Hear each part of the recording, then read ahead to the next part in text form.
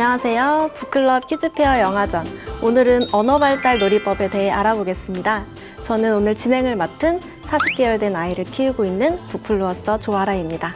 안녕하세요. 저는 20년간 아이 상담과 부모 상담을 진행해온 드림시민 상담센터 소장 오은정입니다. 네, 그동안 소장님 방송 보면서 저희 고객들과 참 많이 공감을 나눴던 프로였는데요. 네, 이번에 소장님 직접 만나 뵙게 되어서 정말 더욱 반갑습니다. 네, 도움이 되셨다니 저도 참 기쁘네요. 네, 이렇게 다 저도 만나 뵙게 돼서 반갑습니다. 네, 주변 또래 엄마들과도 참 많이 공감하며 봐왔는데요. 그런 의미에서 오늘은 제가 집에서 시청하고 계실 어머님들을 위해서 웅진 북클럽의 책과 함께 언어 놀이법이나 대화 방법에 대해서 함께 알아보겠습니다. 오늘도 여러 어머니들께 도움이 되는 방송이 되었으면 좋겠네요. 수장님, 엄마들이 아이가 어느 정도 애착을 형성하고 나면 아이에게 말을 좀 가르치고 싶어 하는데요. 아이의 언어 발달을 좀 단계별로 소개를 해주세요. 네, 한 6개월 단위로 좀 끊어서 설명드릴 수 있을 것 같은데요. 태어나서 한 6개월 정도는 아이들이 옹알이를 하기 시작합니다. 그리고 양육자와 대화에 이제 관심을 조금씩 갖게 돼요. 그리고 6개월에서 12개월 사이의 아동들은 이제 본격적으로 이제 옹알이를 많이 하게 되죠. 그리고 엄마와 함께 말은 하지 못하더라도 깍꿍놀이라든지 짝짝꿍이라든지 이런 비언어적인 상호작용은 할 수가 있게 됩니다. 그리고 이 시기에는 말은 못하지만 이것 저것 이렇게 손가락으로 가리키는 것, 이런 포인팅 같은 것들이 가능해지긴 합니다. 그리고 12개월에서 18개월 정도가 되면 드디어 아이들이 첫 말을 하게 되죠. 그래서 이 시기에는 주로 엄마나 아빠나 맘마 같은 말들을 할 수 있고, 또 이 시기에 언어가 한두 마디에서 정말 한 300가지 정도의 단어수를 하나 익혀가기 시작해요. 18개월부터 24개월 정도가 되면 한 단어를 갖고 있던 아이들이 그것을 묻혀서 두 단어를 가지고 된 문장을 만들기 시작합니다. 물 주세요, 엄마 가자, 이런 단어들을 사용할 수 있게 되고, 또 이때 부정적인 말들을 하게 돼요. 한 단어밖에 몰랐던 아이들도 아니, 싫어, 안 해, 이제 이런 말들을 많이 쓰게 되죠. 그리고 24개월에서 36개월 정도가 되면은 아이들은 2개의 단어를 붙인 문장에서 3개의 단어를 붙인 완전한 문장을 사용할 수 있게 됩니다. 그리고 나서 이때는 어딘지, 누군지, 무엇인지 정도를 가지고 대화도 가능하게 되고 물어보기도 하게 되고요. 또 하나는 이 시기에 아이들의 좀 집중력이 조금씩은 늘어나서 이야기, 책 같은 부분에 있어서 조금 긴 이야기도 아이들이 잘 이해하고 받아들일 수 있게 됩니다. 네, 사실 엄마들은 아기의 언어 발달이 빠르다, 느리다를 다른 아이들과 비교하는 경우가 많은데요. 네네. 이런 부분에 대해서 어떻게 생각을 하세요? 물론 이제 엄마 입장에서는 당연히 이제 비교가 될 수밖에는 없을 것 같기는 해요. 그런데 저는 옆집 아이, 뒷집 아이랑 비교하기보다는 좀 전에 말씀드린 그 발달 이렇게 기준 같은 것들이 있잖아요. 그것에서 6개월에서 12개월 사이에 그렇게 지연이 많이 없다면은 너무 신경 쓰지는 않으셔도 좋으실 것 같아요. 그래서 그런 것들에 너무 신경 쓰기보다는 제가 이제 조금 이따 말씀드릴 부분들이 있는데, 언어에 사실 다양한 기능들이 있거든요. 그 기능을 우리 아이가 균형적으로 잘 맞춰서 이야기를 하고 있나, 혹시 부족한 부분의 어휘는 많이 없는지 그 부분을 좀 채워가면서 좀 발달을 촉진시키는 노력을 하시는 게 오히려 더 필요하지 않을까라는 생각이 듭니다. 소장님, 그럼 혹시 저희 책들 중에서 아기 발달 단계별로 언어 자극을 줄 수 있는 책 놀이법을 좀 추천해 주실 수 있을까요? 네, 이제 좀 전에 말씀드린 그 언어 발달 단계들이 있잖아요. 근데 저는 이제 0에서 24개월까지 아이들은 사실은 주의력이 좀 짧은 편이에요. 그리고 또 재미가 없으면 이게 잘 보지 않게 되고, 이야기 구성 같은 것들도 잘 이해를 못 급하기 네. 때문에 이때는 재미와 흥미 위주로 가시면 좋으실 것 같아요. 그래서 저는 한 24개월 정도의 아이들은 의성어, 의태어가 많이 있는 그런 책들을 좀 사용하시면 어떨까 개인적으로 좀 그런 생각이 들고요. 제가 이제 통토동 통통이라는 책을 이제 설명을 해 드리려고 하는데요.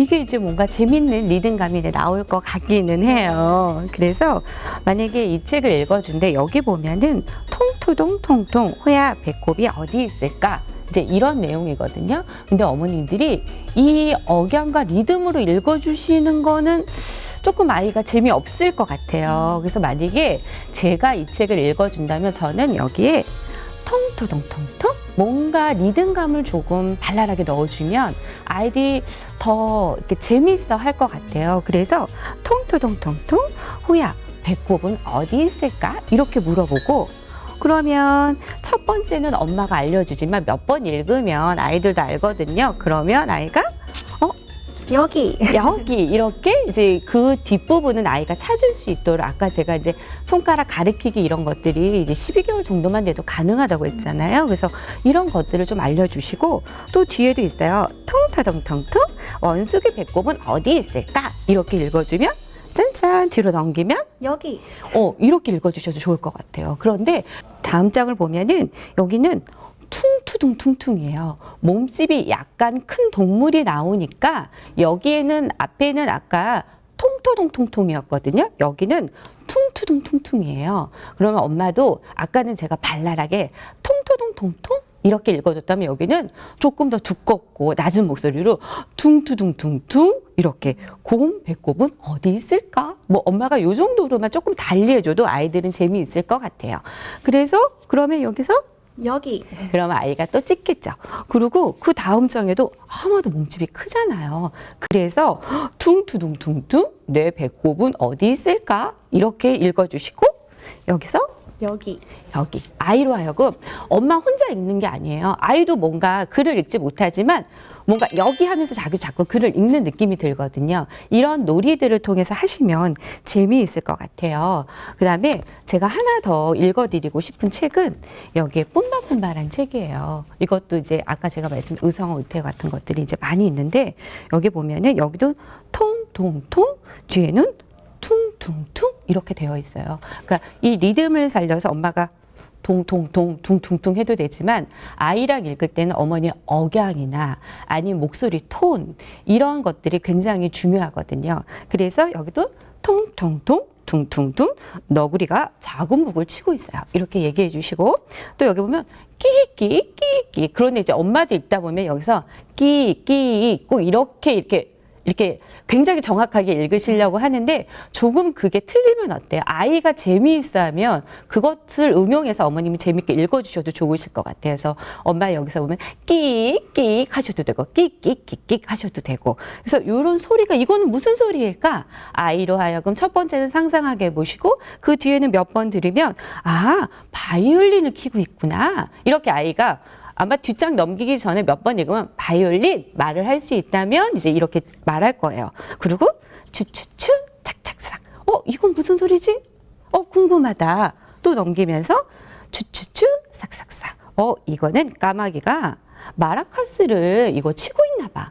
그 악기의 소리를 이렇게 글자로 표현을 한 거잖아요. 그래서 이런 부분들을 어머니들 각기 읽으면서 혹시 집에 이런 악기가 있다고 한다면 아이랑 같이 흔들면서 하셔도 좋을 것 같아요. 집에 나팔이 있으면 이거는 그다음 붐바 붐붐 뭐 이렇게 하셔도 아주 재미가 있을 것 같아요. 그러면 이 책은 엄마 혼자 읽어주는 책이 아니라 아이도 같이 읽고 조금씩 단어를 하나 두 개씩 이제 말할 수 있는 능력이 된다면 아이들은 나팔을 볼 때마다 붐바 붐붐 할 거고 마라카스가 있으면 축축축축 삭삭삭 이렇게 얘기할 수 있거든요. 사실은 그 단어를 외우기는 어렵지만 아이들은 의성어, 의태어는 조금 더 쉬울 수 있어요. 끼끼 뭐 이렇게도 얘기할 수 있고 그래서 이렇게 재미있는 책들을 24개월까지는 많이 읽어주시면 어머니들이 좀 도움이 되실 수 있으실 것 같아요. The birds fly south as the light leaves your eyes. Hold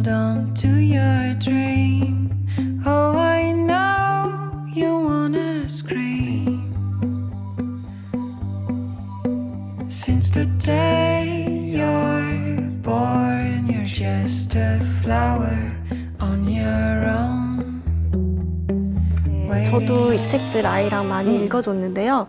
아이가 한 번 읽었던 걸 기억을 하는지 아장아장할 때도 자꾸 그 책만 갖고 꺼내와서 깜짝 놀랐던 적이 있어요. 네, 네. 그래서 그러한 어릴 적에 이게 무슨 내용인지 잘 모르지만 그 책들을 조금 나이가 크면은 더 확대시켜 주면 더 좋을 것 같아요. 그래서 만약에 그런 맥락에서 제가 하나 좀 설명드리고 싶은 책들이 있어요. 그래서 아이들이 조금 전에 이제 말씀해 주신 것처럼 처음에는 치카치카 같은 것들을 이제 해줄 간단하게 이제 어릴 때는 이러한 측면에서 엄마 이 책 재미있어요, 이 책 좋아요 하고 계속해서 갖고 올 수 있잖아요. 그래서 이 책을 입 벌리지 않는 이 친구를 어떻게 입을 벌리게 할까 하면서 그때 많이 놓으셨을 것 같아요. 네, 저 실제로 저희 아이 읽어줄 때 여기에 나온 것처럼 아이한테 간질간질도 해주고 훅훅 바람도 불어주니까 이 책을 정말 좋아했던 책이었어요. 아이들 치카하자 입 벌리자 하면은 안 할 거야 이제 막 말 배우면서 그렇게 하거든요. 그럴 때 엄마가 이거 봐줬던 책들을 어릴 때 봐줬던 것들을 그러면 얘처럼 어떻게 할까? 간질간질. 하면 웃으니까 입을 벌려서 그때 간질간질 해준다거나 또 여기서처럼 또 얘는 어떻게 해줄까요? 엄마가 겨드랑이도 간질간질 해주고 이 뒤에 보면은 여기 다양하게 어떤 이렇게 배에 입을 후 불어가지고 또 간지러워서 입을 벌리는 친구도 있고 뽀뽀도 해주면서 입을 벌리게 해주는 친구도 있어요. 그런 단순하게 기본적으로 양치하는 습관을 길러주는 책에서 조금 나이가 이제 24개월에서 커지면 아까 제가 이야기의 흐름을 이해한다고 했어요. 아이는 어렸을 적에 이렇게 기억했던 이 책을 중심으로 해서 어머님들이 사실은 지식의 확장을 조금 시켜주는 거예요. 조금 크면 이제 구강 검진하고 이가 썩었어요 이렇게 얘기를 하잖아요. 그럴 때 우리가 왜 양치를 해야 하는지 아이들 개념에서 뭐 거기에 뭐 병균과 세균 이런 거 얘기할 수도 있지만 여기에서는 보면은 간질간질 벌레를 잡아야 하는데 입속에 세균이라 말하기에는 아이가 세균? 너무 어려운 단어일 수도 있으니까 이에 있는 벌레를 잡는데 그래서 이빨을 깨끗이 닦아서 그 벌레를 잡아서 튼튼한 이를 가지게 되는 거야 라고 어떤 지식적인 정보를 확장시켜 줄 수 있을 것 같아요. 그러니까 처음부터 어린 친구들은 이런 큰 지식적인 확장보다는 단계적으로 양치를 해야 하는구나. 그 다음에 왜 양치를 해야 되는지 어떤 이런 지식의 확장을 어머니들이 시켜주시면 도움이 되실 것 같아요.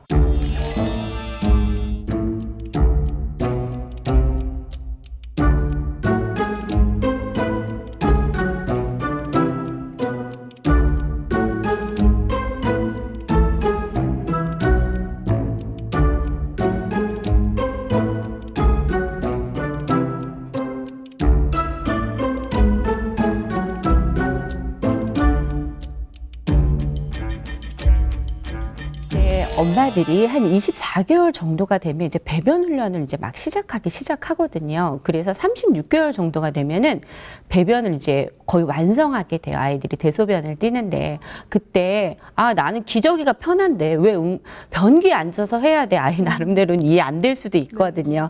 그래서 아이 수준에 왜 여기에서 응아를 해야 되는지 정말 재밌게 우리 응아할 때 얘처럼 이렇게 표정이 하얀 얼굴이 아주 새빨갛게 되잖아요. 이렇게 힘주는 게 바로 응아야.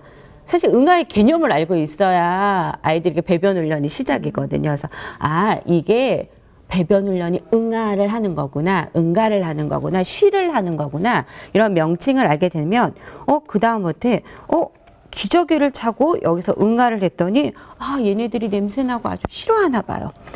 그래서 변기가 도와준대요. 그래서 이러한 스토리와 재미있는 것들로 배변 훈련을 하는구나를 익혔다면 조금 더 큰 아이들은 이렇게 익힌 것들을 여기 보면은 근데 우리만 응가를 싸는 게 아닌가 봐.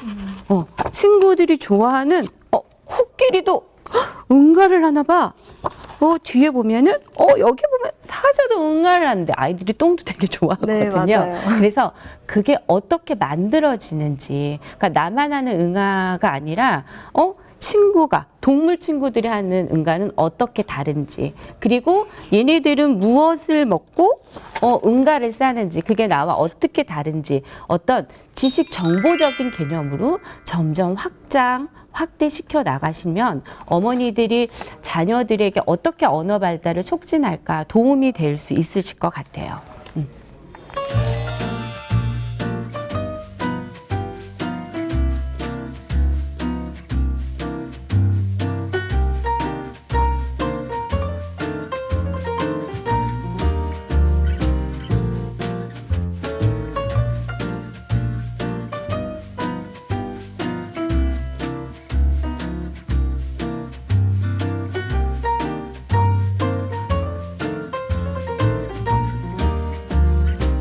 하나 더 이제 이 책에 대해서 소개시켜 드리면, 남자아이들은 사실은 자동차 관련된 것들을 엄청 좋아하기는 해요.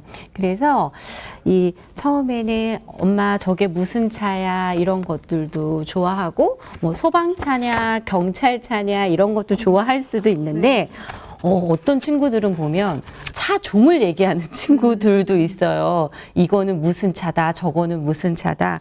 여기 보면은 아이들이 어린 개월수의 친구들은 아까 제가 말씀드린 대로 주의 집중력이 조금 짧잖아요. 그래서 이렇게 글밥이 그나마 좀 적은 것들을 해주시고, 그래서 자동차와 관련된 것들을 이렇게 읽어봐 주시는데, 얘가 이거 보면서 트럭이 따라와요 이렇게 얘기하면서 이게 트럭이구나 하고, 첫 번째는 아이들이 이걸 보면서 트럭이란 개념을 이제 익힐 수 있게 되겠죠.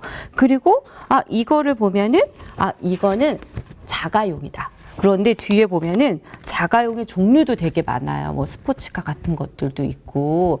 그래서 그게 뭐 여기에 보면 악어차다, 코뿔소차다. 그 자동차의 모양에 따라서 아이들이 알고 있는 동물 같은 것들을 표현해 주니까 아이들은 그런 자동차의 모양을 더 익히기가 쉽겠죠. 근데 요새 아이들이 좋아하는 차 좀 혹시 아세요? 글쎄요. 택배차. 배송을 집에서 너무 많이 해가지고 요새 아이들은 택배차 굉장히 좋아해요. 그래서 택배차 종류 트럭이죠. 네. 그래서 여기서 보면은 이 트럭이 어떠한 일을 하는지, 여기서도 야옹이 택배가 드디어 나와 있어요. 그래서 여기 보면 이렇게 짐을 실는 장면들이 나오거든요. 그래서 택배차에 어떻게 짐을 실는지, 그 다음에 무거운 거는 어떻게 하는지, 남자애들은 이거는 사실 여자애들 너무 좋아할 것 같아요. 그리고 여기서 보면은 이렇게 조작을 하다 보니까 우리가 자동차는 겉만이지 속은 잘 모르잖아요. 조금 더 정보적인 기능에서 그 쓰임새를 보면 여기 엔진이 있구나, 이런 것들을 통해서 자동차를 움직이게 하는 거구나 라고 이제 우리들이 알 수 있게 되는 거예요. 그리고 또 여기를 보면 아빠가 맨날 동글동글 운전하는 거 봤는데 이게 핸들이구나, 나도 운전해 봐야지, 이렇게 돌리면서 자동차의 구체적인 명칭 같은 것들을 어휘나 뭐 이런 것들을 알 수 있게 되는 거죠. 그리고 여기 보면은 이거는 정말 제가 너무 재밌더라고요. 쭉쭉쭉쭉 택배차가 막 달리니까 속도기가 막 올라가요. 아이들은 이런 것도 너무너무 재밌는 그런 요소 중에 하나일 것 같아요. 우리가 상상할 때 자동차의 구조는 엔진이란 것이 있단다. 그리고 자동차를 이렇게 세게 밟으면 속도가 올라가. 이거 너무 재미없을 수 있거든요, 아이들에게. 그런데 아이들은 자동차를 보면서 그런 것들이 궁금한 아이들이 있고, 사실 궁금하지 않은 아이들에게도 이런 것들을 보면서 너무 재미있는 요소들이 있기 때문에 아이들이 이렇게 볼 수 있을 것 같아요. 그래서 여기는 택배차도 있고 쓰레기차도 있고 뭐 먼 길 가는 레미콘도 있고 여러 가지 차들이 있는데, 이런 것들을 보면서 이렇게 하나씩 이동해 보기도 하고, 야 너도 가는구나, 나도 가는데 이렇게 왔다 갔다 해보기도 하고. 그래서 이런 것들을 단순하게 차야에서 시작해서 이거는 승용차야, 이거는 트럭이야, 이건 경찰차에 알았다면 그 차가 갖고 있는 어떠한 일을 하는지, 그 차는 어떠한 기능이 있는지를 구체적으로 더 확장시켜 가는 것도 어머니들이 도움이 되실 것 같습니다.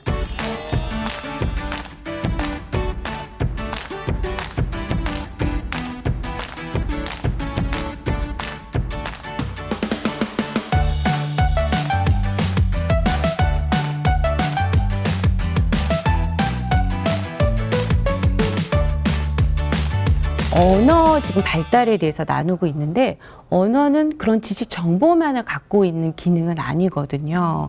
또 언제 언어를 쓰시는 것 같으세요?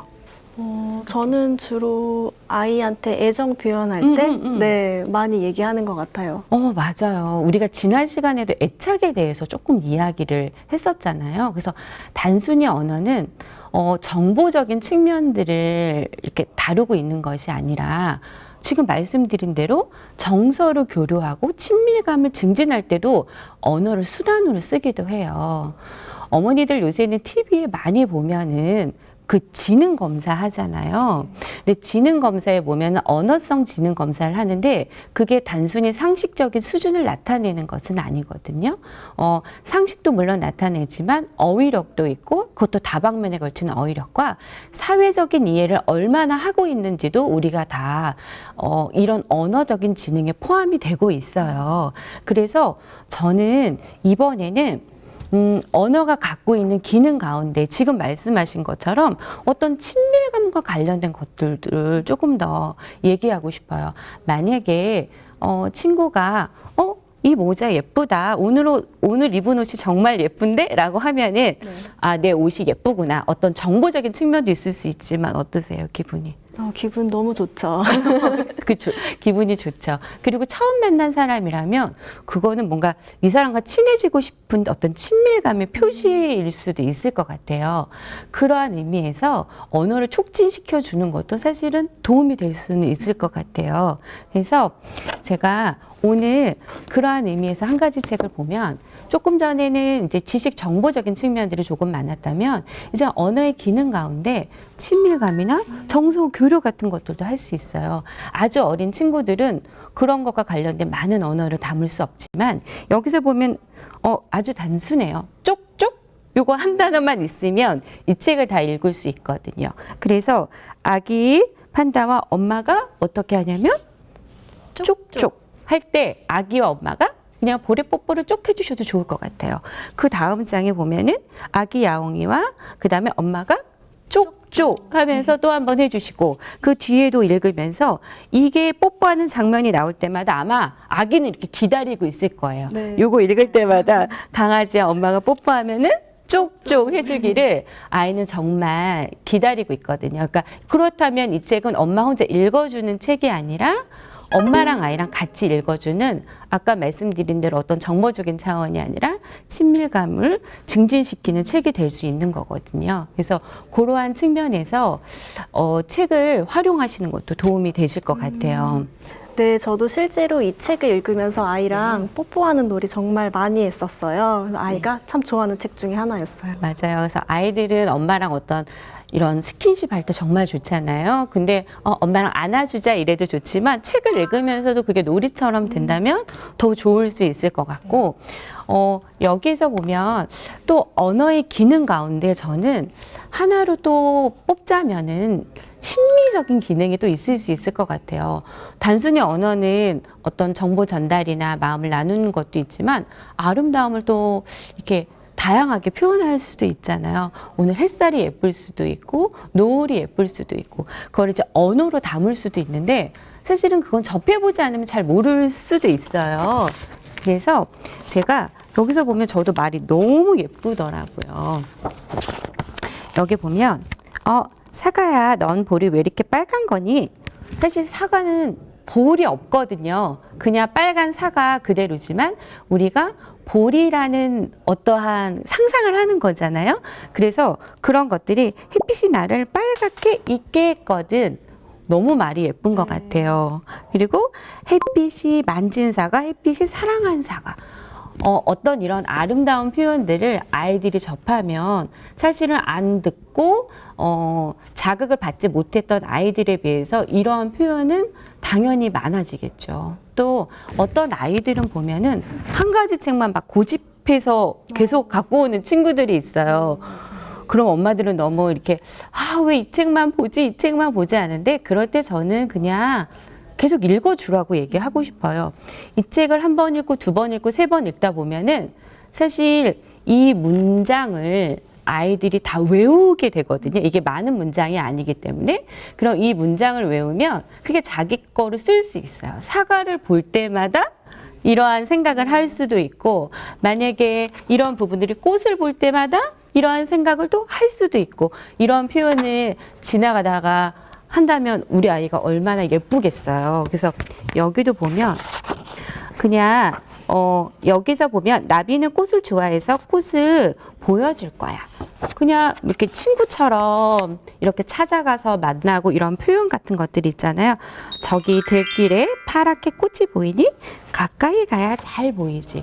어떤 단순하게 그냥 나는 산책해 이렇게 표현할 수도 있지만 그 표현을 아름답게 주변에 있는 것과 연결시키는 이런 표현 같은 것들이 어떻게 보면 언어가 갖고 있는, 어떻게 보면 사람만이 할 수 있는 아름다운 기능 중에 하나인 것 같아요. 그래서 어떤 정보적인 차원에서만 어머니들이 너무 집중하셔서 그렇게 하시기보다는 우리 아이는 어느 쪽에 더 많이 언어를 갖고 있나, 혹시 이러한 기능의 언어는 많이 쓰지 않고 있다면 어머니들이 그 부분은 조금 더 집중해서 읽어주셔도 좋을 것 같아요.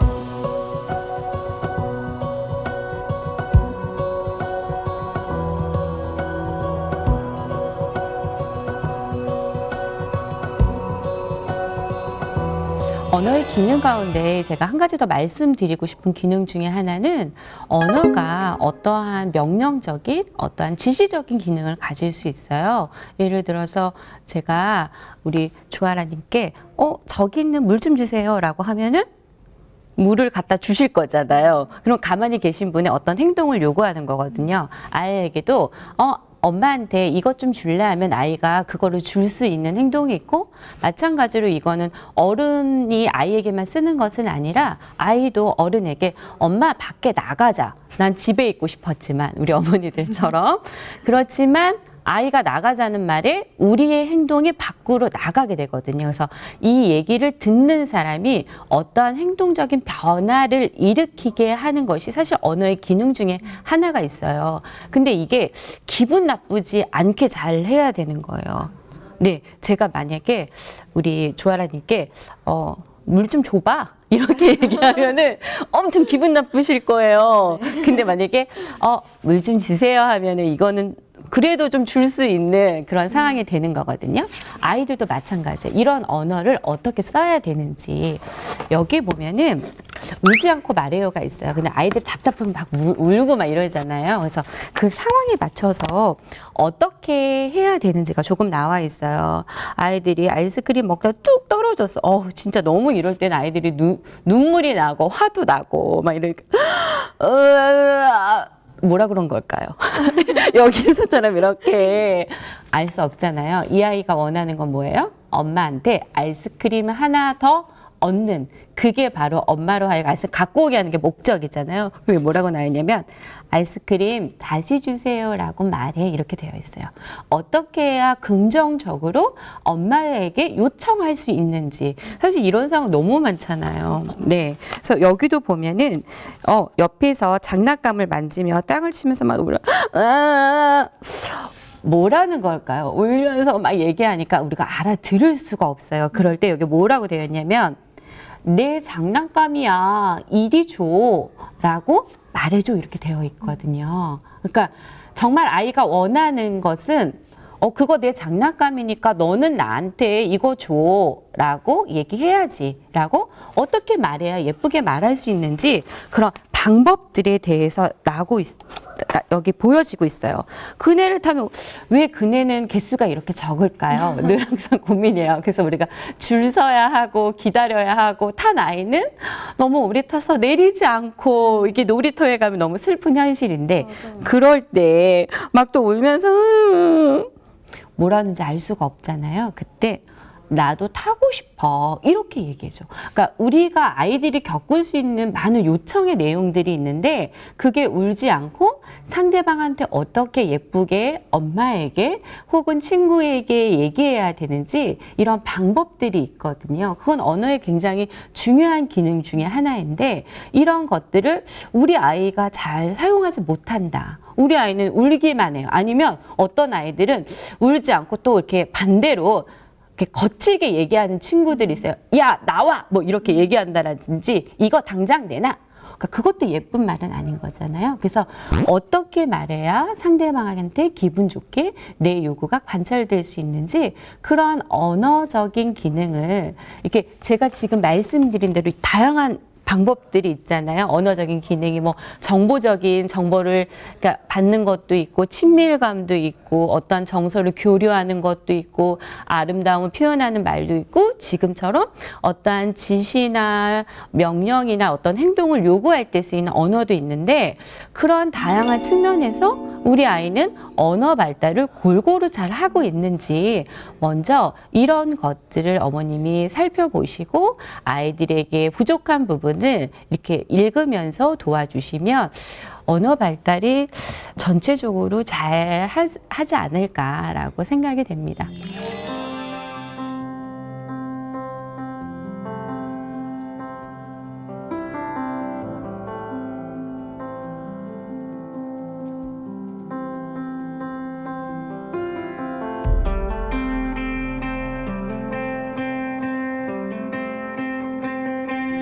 네, 오늘 한 단어시기, 두 단어시기부터 시작을 해서 언어의 다양한 정보적, 친밀적, 심미적 기능까지 한번 싹 짚어봐 주셨는데요. 본격적인 그림, 기호, 문자 등에 관심을 보이기 시작하는 36개월 시기부터는 다음 달 언어 발달 놀이법 2부에서 계속 이어집니다. 다음 달에도 많은 시청 부탁드립니다. 방송이 끝나는 무렵 50분의 경품 당첨 명단이 올라갑니다. 방송 직후에 설명란에 당첨자 명단이 올라가오니 다시 확인하실 수 있습니다. 모두 축하드립니다. 네, 오늘 언어발달 놀이법에 대해서도 알려주시고 다양한 책 놀이법도 소개해 주셔서 많은 분들이 도움되셨을 것 같아요. 다음 달 언어발달 놀이법 2부에서 또 다시 만나 뵙겠습니다. 감사합니다.